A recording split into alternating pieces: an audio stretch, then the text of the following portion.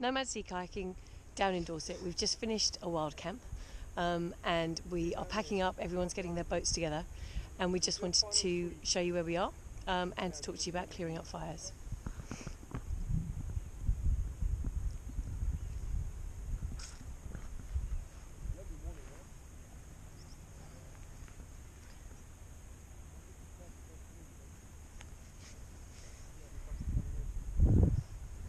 This is a fire that we found here that hadn't been cleaned up.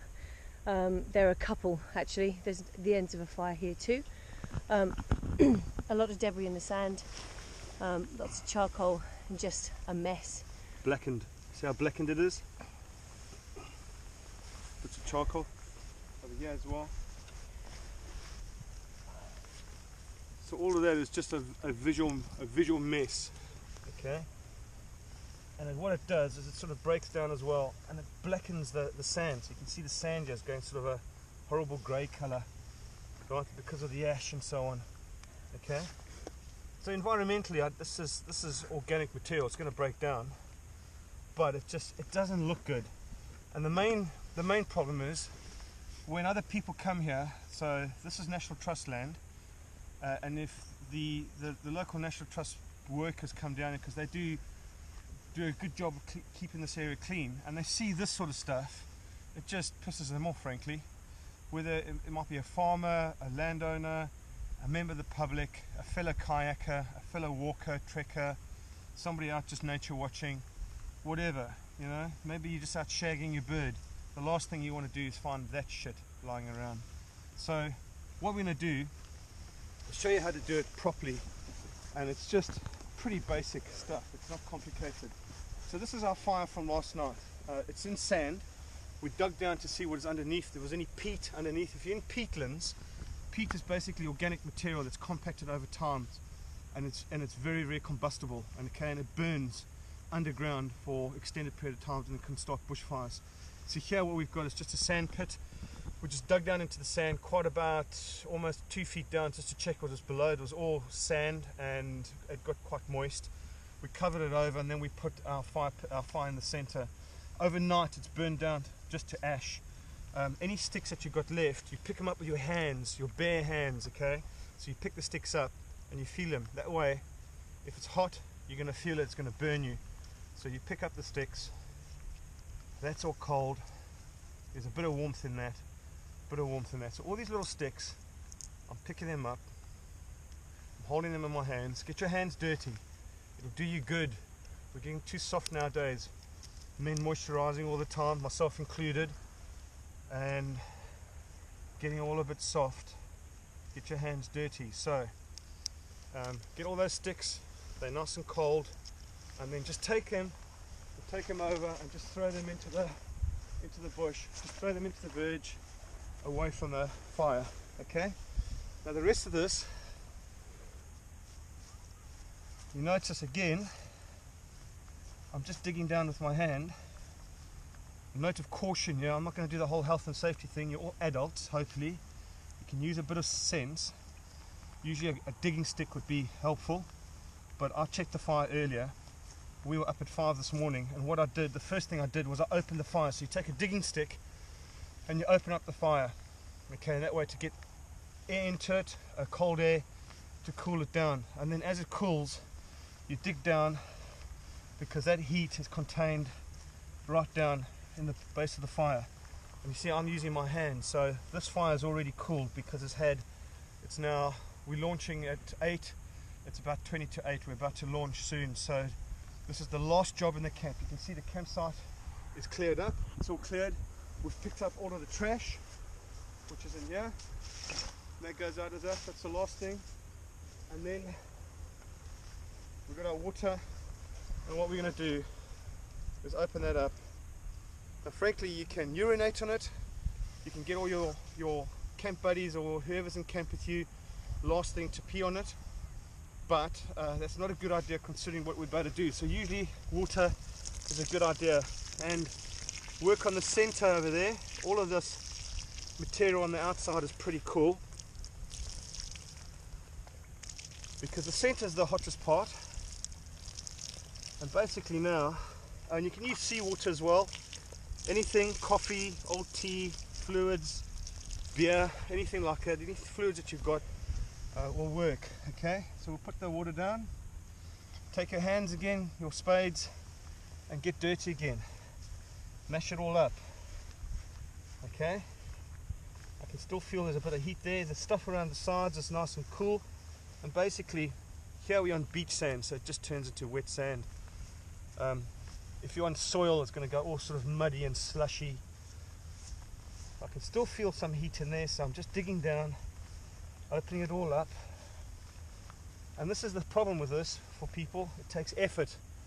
People are lazy. They're so used to the internet and everything being done for them, they can't be bothered doing this. But this is your environment, it's your country. Your kids are going to be using these spaces in 20 years time. Your grandchildren will be using it in 40, 50 years time. What do you want to leave them? So dig down. I can feel now that's dissipating. The tips of my fingers now are hitting cold sand. Okay, so that's just warm. Still using my hands. Okay, and all I'm going to do is just pour some more water into the center.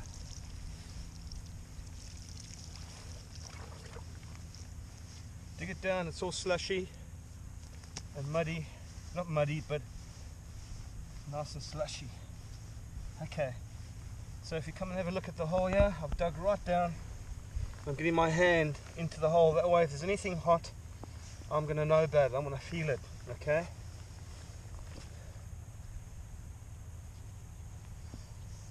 Alright, so that's done now. Okay, now what we've got is just a big untidy sandy hole.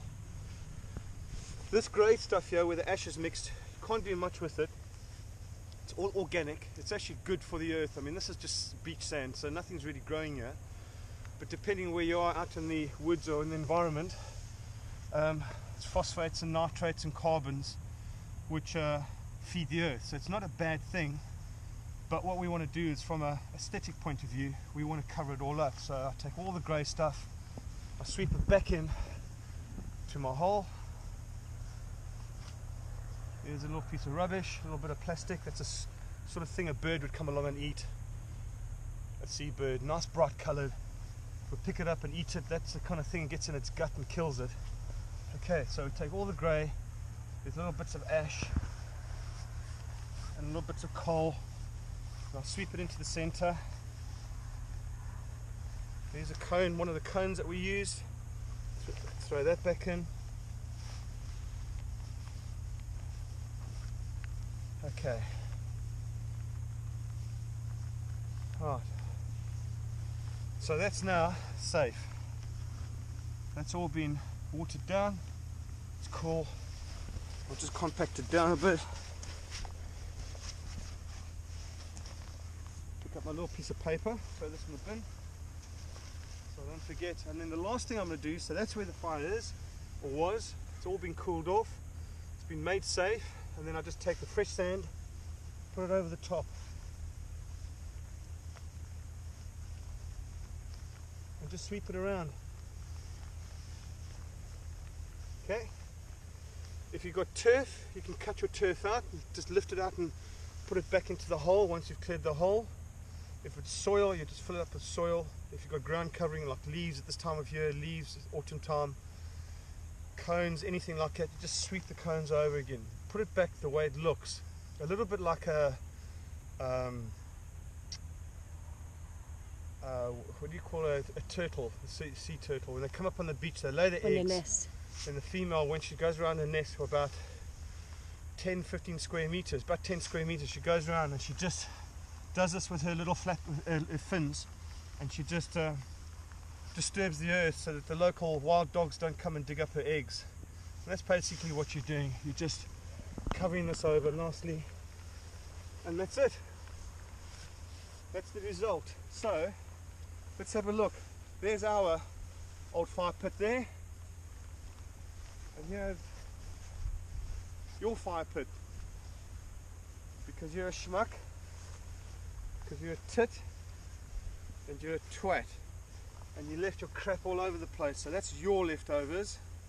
If you turn around That's the leftovers that we have, NOMAD Sea Kayaking, because we're professional, we're intelligent, we're adult. So folks, if you need any advice on this, give us a shout. We're very happy to drop you an email, run through the process with you, but frankly, it's common sense, okay? So that's us done from the Dorset coast, the Dorset Wild Camp and kayaking trip. We're about to launch now, got a lovely day ahead of us, very little wind, a bit of cloud coming in, so it's going to cloud over this afternoon.